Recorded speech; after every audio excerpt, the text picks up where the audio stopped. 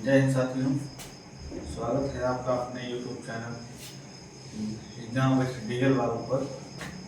जैसे कि आज हम आप लोगों को भारत की नदियों के बारे में बताएंगे। इसके बारे में भारत की नदियों के बारे में भारत की नदियाँ देखना है, भारत में कौन कौन सी नदी सबसे महत्वपूर्ण है और हमारे जो भारत है इसमें नदियों का सबसे महत्वपूर्ण योगदान है। अगर नदियाँ नहीं होती तो हमें लगता है शायद मैदानों का निर्माण नहीं हो पाता, क्योंकि नदियों के माध्यम से ही आपके मैदानी भाग का निर्माण हुआ है। अन्य उससे जो उपजाऊ वगैरह मतलब खेती वगैरह की जाती है सब नदियों के माध्यम से ही किया जाता है। नदियाँ ही हैं जो हमारे पर्यावरण को भी अच्छा से बनाई हैं। तो जहाँ जल नहीं रहेगा वहाँ जीवन ही नहीं होगा, तो जब तक जीवन नहीं रहेगा तब अस्तित्व में पृथ्वी रह नहीं रहेगा, फायदा क्या होगा। इसलिए नदियों का रहना बहुत जरूरी है। और नदियों का उद्गम अगर देखेंगे, नदियाँ कहाँ से आती हैं? नदी क्या करती हैं? ये पर्वतों से आती हैं। पर्वतों से मतलब जैसे ग्लेशियर वगैरह हैं, ये हिमनद होते हैं जो बर्फ के टीले होते हैं, उसी सबसे क्या होता है, नदियों का उद्गम होता है। ताकि हम सबसे पहले नदियों के बारे में देखते हैं। तो भारत में जो है नदियाँ हमारे 3 फेमस नदियाँ हैं। अलग नदियों को 2 भागों में बांटा गया है। एक हिमालय नदी तंत्र बांटा गया है और एक क्या है, प्रायद्वीपीय नदी तंत्र बांटा गया है। सबसे पहले हम क्या करेंगे, हिमालय नदी तंत्र देखेंगे। क्या देखेंगे? हिमालय नदी तंत्र। हिमालय नदी तंत्र क्या करता है, तो हिमालय नदी तंत्र पहले हम क्या देखेंगे, तो हिमालय नदी तंत्र कहाँ से कहाँ तक है ना। जैसे भारत का मैप में देखेंगे आप, यहाँ ये वाला सिस्टम है, यहाँ हिमालय वाला क्षेत्र है। क्या है? हिमालय वाला क्षेत्र है। अब बीच में जो होता है यहाँ से विंध्य रेंज है। क्या है? विंध्य रेंज, अर्थात विंध्य से पहाड़ियाँ होती हैं। तो जैसे क्या है, इसके जो उत्तर साइड में होते हैं, कहाँ होते हैं, इसके उत्तर साइड में जो होते हैं वह क्या है, हिमालय नदी तंत्र कहलाते हैं। अब इसके जो दक्षिण साइड में होंगे वह क्या होंगे, प्रायद्वीपीय नदी बोली जाएंगे। जहाँ से जो नदियाँ उद्गम होंगी या जहाँ अपना मुहाना बनाएंगे ऐसा प्रायद्वीपीय नदी हो जाएंगे। इसके दक्षिण जो क्षेत्र है, अगर यहाँ से उत्तर वाला क्षेत्र जो है यहाँ पर क्या है, इसे हिमालय नदी तंत्र बोला जाएगा। हिमालय नदी तंत्र में क्या विशेषता है, हिमालय नदी तंत्र में 3 प्रमुख नदियाँ हैं। और 3 प्रमुख नदियाँ कौन कौन सी हैं? पहला नदी है सिंधु नदी है। क्या है? सिंधु नदी है। दूसरा क्या है, गंगा नदी है। क्या है? गंगा नदी है। गंगा नदी सभी जानते होंगे, सिंधु भी जानते होंगे। तीसरा है ब्रह्मपुत्र है। क्या है? ब्रह्मपुत्र है। ये तीनों नदियां जो होती हैं काफी फेमस नदी हैं। अब इन्हीं तीनों नदियों के माध्यम से 3 नदियां जो हैं फेमस हैं। अब इसी तीनों नदियों में इसकी जो सहायक नदियां हैं, यही सब मिला करके पूरे भारत में क्या है, पूरे भारत में नदी फैली हुई है। मेन क्या है, हिमालय नदी तंत्र जो उत्तर दिशा से आई है, हिमालय से आई है।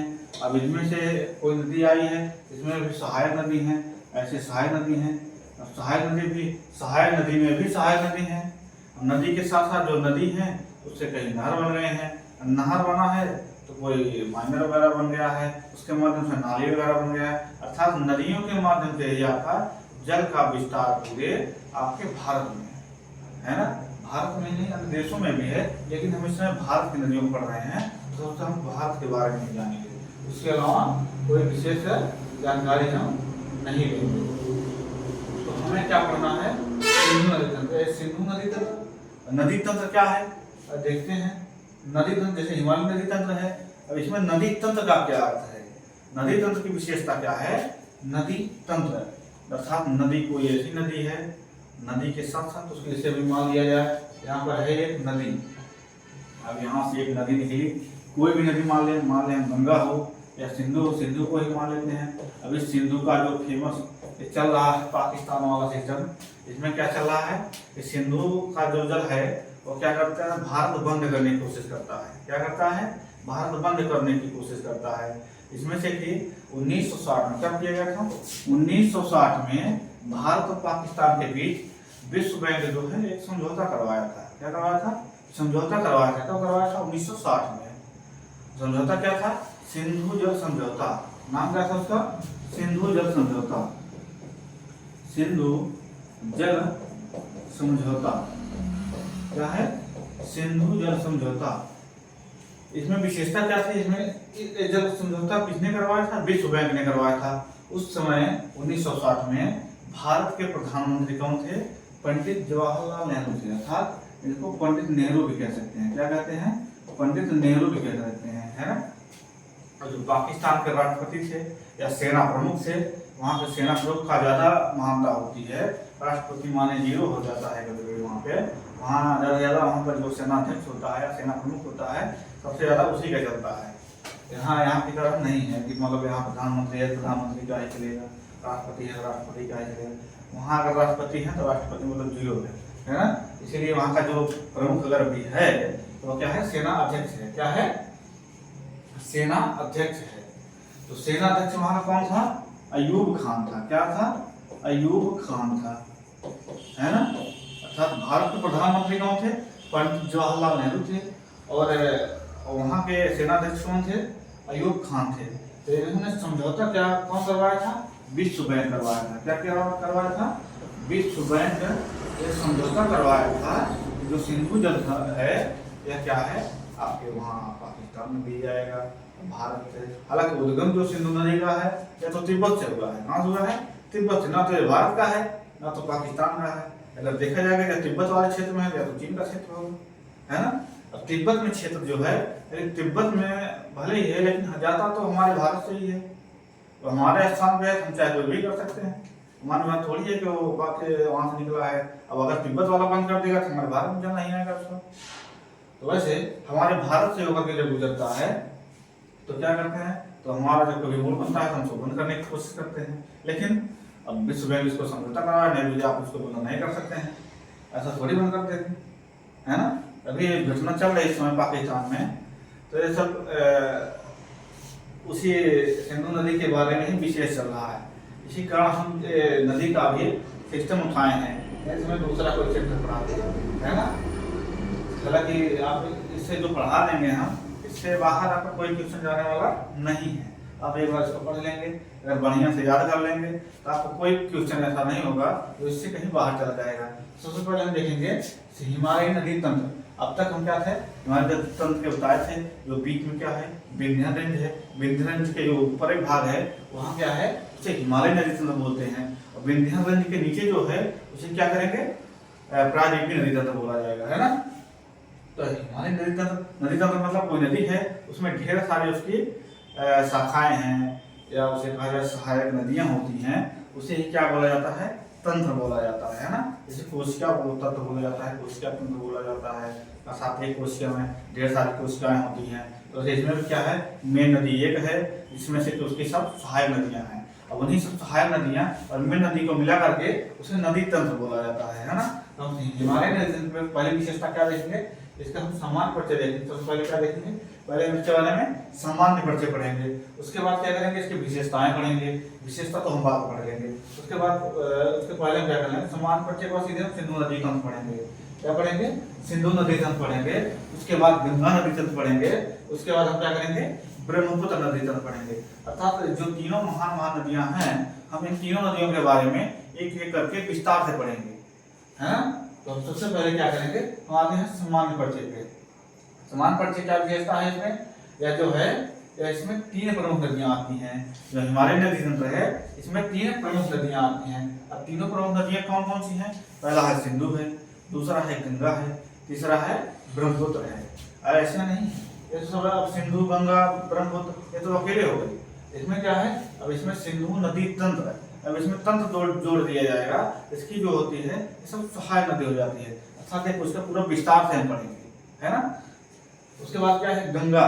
गंगा तो एक हो जाएगी, केवल गंगा ही नदी माना जाएगा। लेकिन अगर इसमें तंत्र जोड़ दिया जाएगा तो गंगा भी पढ़ेंगे और साथ साथ उसकी सहायक नदियां भी पढ़ेंगे। उसके बाद क्या है? ब्रह्मपुत्र। ब्रह्मपुत्र क्या है? ब्रह्मपुत्र कहेंगे तो केवल एक लोग कहेंगे, है ना। लेकिन अगर ब्रह्मपुत्र नदी तंत्र बोला जाएगा तो क्या है? उसमें सारी नदियां अर्थात उसकी जो सहायक नदियां हैं, सहायक में भी सहायक नदियां हैं, हम उसके बारे में भी डिटेल से पढ़ेंगे। आप एक बार इस वीडियो को पढ़ लेंगे, दोबारा आपको पढ़ने की आवश्यकता नहीं होगी। अब हम मैप में देख सकते हैं इसमें क्या है? ये जो है आपका सिंधु नदी है। क्या है? सिंधु नदी है ना। ये है आपकी सिंधु नदी है, ये आपकी गंगा नदी है। अब यहीं से जो है ब्रह्मपुत्र नदी होके जा रही है। ये तीनों आपकी महान नदियां हैं जो अकेले अकेले नदी हैं। अब इसमें जो सहायक नदियां हैं, जैसे यहाँ पर हो गया झीलम हो गया, यहाँ पर चिनाब हो गया, रावी हो गया, ब्यास हो गया, सतलज हो गया, ये सब इसकी सहायक नदियां हैं। अब सिंधु की जो है श्योक नदी है, गिलगित है, इंडस है।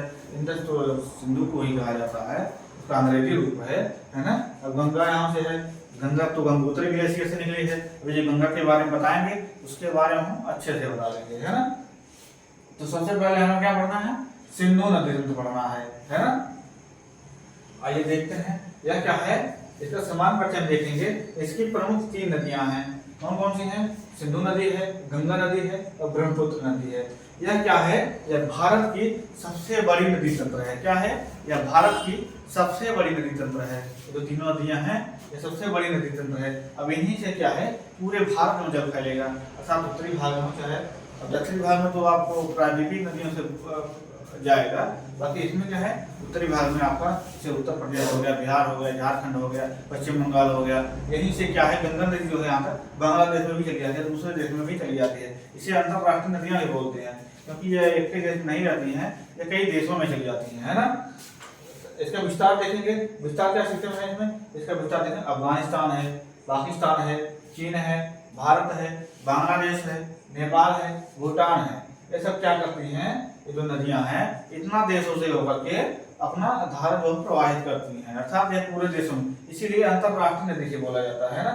अब यह नदियों को क्या करते हैं, अभी जो नदियां हैं हिमालय से जो निकली हुई हैं, क्या है हिमालय से कैसे निकली हैं, तो बड़े बड़े वहाँ ग्लेशियर हैं। क्या है ग्लेशियर, ग्लेशियर मतलब हिमनद। हिमनद तो जानते हैं हम क्या है, हिमनद वह होते हैं जो बर्फ के बहुत बड़े बड़े पहाड़ होते हैं, जब वह पिघलना शुरू करते हैं तो पिघलते हुए क्या करते हैं ढेर सारा जल इकट्ठा करके ये नदी के माध्यम से बाहर मैदानी भागों में फैल जाते हैं, है ना। वही क्या कहलाते हैं ग्लेशियर। अब ग्लेशियर जैसे बर्फ है, बर्फ हमेशा पिघलते रहता है, बर्फ बनता रहता है। वहाँ का ऐसा मौसम ही है तो वहाँ हमेशा बर्फ क्या बनता रहता है ना। इसीलिए क्या है इसमें क्या होती है, ये जो नदियां हैं तीनों नदियां हैं, यह कभी नदी में जल कम नहीं होता है, इसीलिए इसमें जब हमेशा जल रहता है, इसीलिए इसे 12मासी नदी बोला जाता है। क्या बोला जाता है, 12मासी नदी बोला जाता है। आइए इसके और आगे देखते हैं हम, इसका ये तो समान परिचय हो गया। तो हम देखेंगे क्या है इसकी विशेषताएं। विशेषता क्या है इसकी विशेषता यही है, यह 12मासी नदी है। क्या है 12मासी नदी। 12मासी नदी क्यों है, क्योंकि इसमें ग्लेशियर से जब हमेशा जल निकलते रहते हैं तो जल सूखने का कोई चांस तो है नहीं।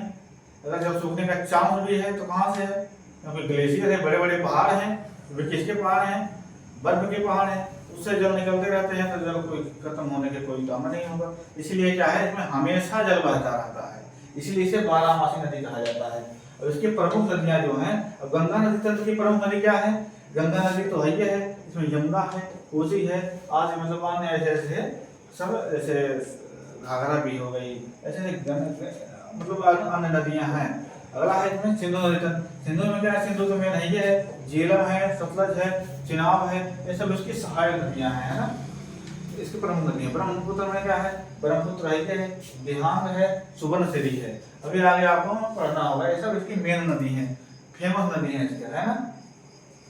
अगर देखा जाए तो तीव्र ढाल व गति तथा अधिक अवसादों के कारण यह विभिन्न स्थलाकृतियों का निर्माण हो जाता है। इसमें क्या करते हैं, इसे नदियां जो आपको स्थलाकृत पढ़ाया गया होगा, इसमें आपको बताया जाता है तो नदियों की तीव्रता जो होती है उसके ढाल के अनुसार मिलती है।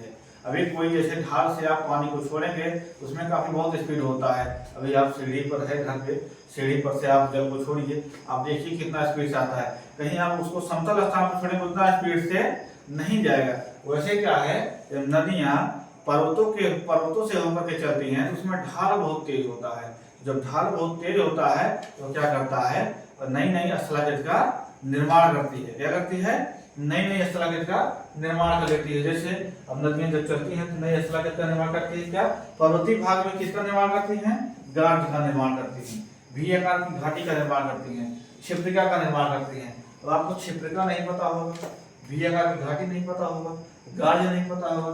आइए बताते हैं क्या है क्षिप्रिका क्या है। जब नदियां क्या करती हैं ऊपर से चलती हैं तो छोटे बड़े पत्थर को क्या करती हैं वहाँ कोमल वाले जो पत्थर होते हैं वो काट करके अलग कर देती हैं, लेकिन जो कठोर वाले पत्थर होते हैं वह क्या होते हैं वहीं पर पड़े रहते हैं।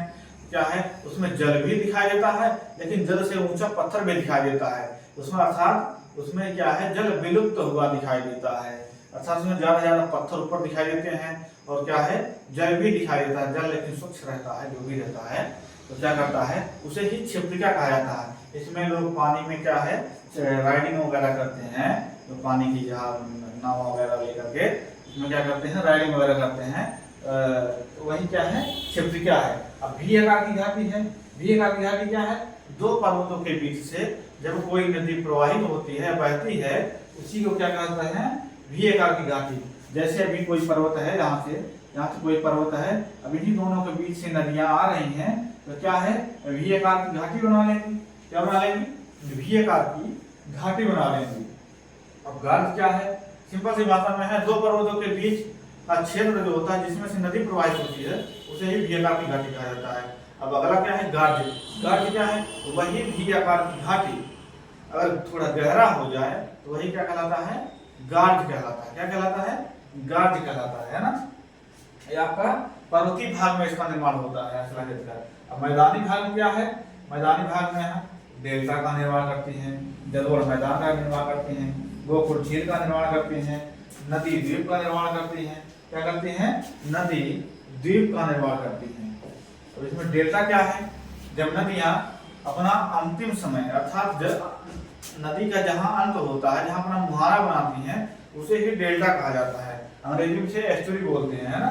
इसके अब जलोढ़ मैदान क्या है जब नदी क्या करती है बाढ़ वगैरह ला देती हैं तो क्या करती है मैदानी भाग की जो कोमल मिट्टियां होती हैं उसको काट करके इकट्ठा ले जा करके कहीं पर जहां बाढ़ आई जाती है वहां पर इकट्ठा कर देती है, वही क्या कहलाती है जलोढ़ मैदान कहलाती है। गोखुर झील क्या है यहाँ गोरखपुर लिख दिया गया है, यहाँ पर गोकुल होना चाहिए था। गोकुल झील क्या है जैसे इसमें नदियां दिखाई गई है, नदी ऐसे टेढ़े मेढ़े आ रही है, यह आकार की घाटी बना रही है। क्या बना रही है यह आकार की घाटी बना रही है। अब ऐसी यह आकार की घाटी में क्या करते हैं असला जिसको आपको अच्छे से पढ़ना होगा, वैसे नहीं समझ पाएंगे आप लोग। इसमें क्या करते हैं जब नदियां यह आकार की घाटी बनाती हैं तो क्या करती हैं कोमल वाले भाग से चली जाती हैं, जो कठोर वाली भाग होती हैं वह उसे छोड़ देती हैं। तो वे क्या करते हैं यहाँ कोमल है अपना शॉर्टकट रास्ता प्रयोग कर ली है, तो यही जो होती है जो अलग एक असला का निर्माण कर देती है।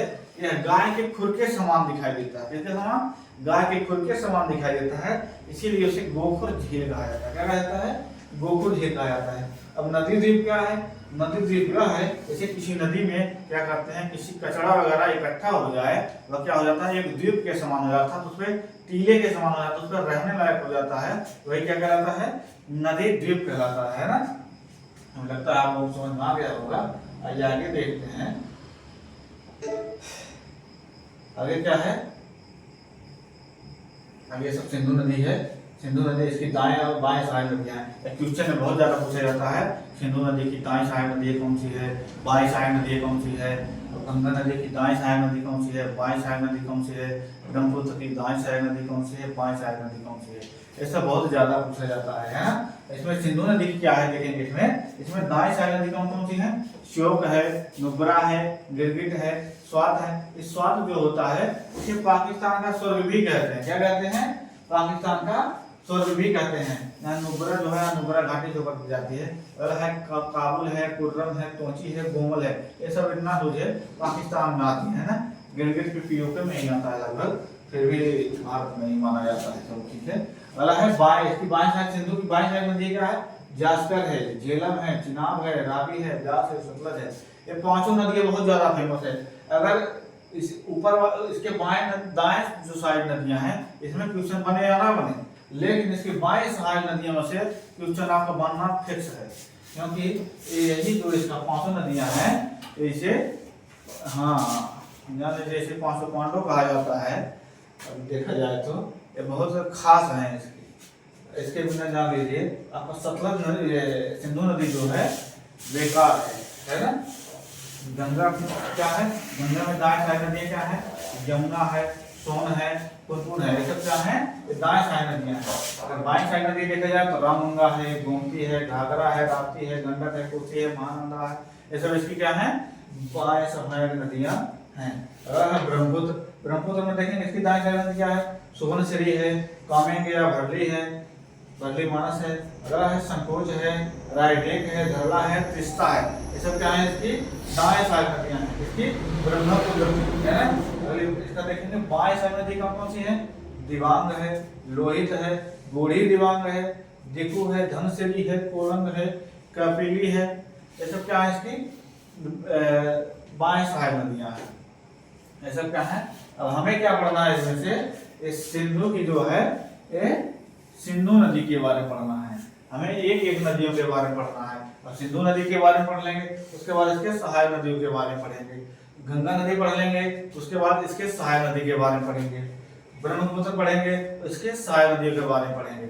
हम कह रहे हैं ना कि अगर एक बार इस वीडियो को पढ़ लेंगे, दोबारा आपको किसी भी नदी का पढ़ने की आवश्यकता नहीं होगी। आपका क्वेश्चन जो है इससे बाहर कभी नहीं जाएगा। आप एक बार इसको पढ़ लेंगे और एक बार रट लेंगे बढ़िया से।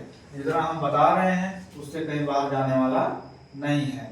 आइए तो हम देखते हैं सिंधु नदी तंत्र। सिंधु नदी तंत्र क्या है, सिंधु नदी तंत्र के बारे में बताए थे। नदी तंत्र क्या है, एक सिंधु नदी है या कोई भी नदी है, अगर कोई एक नदी है उसको नदी बोला जाएगा। अगर उसमें ढेर सारी नदियां निकल गई हैं, उससे डिस्ट्रीब्यूट होकर के निकल गई हैं, उसे क्या बोला जाएगा, सहायक नदी बोला जाएगा। जैसे हम लोग हैं, एक फिल्म होता है ना, फिल्म में क्या होता है, एक हीरो होता है, हीरो के साथ साथ जो कॉमेडियन होता है उसका साइड हीरो होता है ना। वैसे इसमें भी क्या होती है, नदी है, सिंधु नदी है, लेकिन उसके साथ साथ क्या है, उसकी सहायक नदियां हैं, है ना। तो सिंधु नदी के बारे में आप थोड़ा सा पढ़ लीजिए। तो सिंधु नदी के समान परिचय हम देखेंगे क्या है। सिंधु नदी जो है, सिंधु व उसकी सहायक नदियों से निर्मित नदी तंत्र को क्या कहा जाता है, सिंधु नदी तंत्र बोला जाता है। क्या बोला जाता है, सिंधु नदी तंत्र बोला जाता है। अगर इसकी प्रमुख नदी देखा जाए तो सिंधु में क्या है, झेलम है, रावी है, चिनाब है, ब्यास है, सतलज है। हम पहले ही बता चुके हैं, यही इसकी पांचों जो नदियां हैं ये बहुत फेमस नदी है। इसका आप इन्हीं के बारे में सबसे ज्यादा रटेंगे, बाकी वो सब थोड़ा नॉर्मली रट लेंगे, है ना। अगर देखेंगे सिंधु नदी, अगर देखेंगे इसका उद्गम देखा जाए तो उद्गम इसका जो है तिब्बत जो मानसरोवर झील के पास जो है बोखर चुहिन्नत से हुआ है। कहाँ हुआ है, बोखर चुहिन्नत से हुआ है। वहीं से यहाँ जैसे है ना तिब्बत वाला क्षेत्र है, यहाँ पर मानसरोवर झील है। क्या है, मानसरोवर झील है।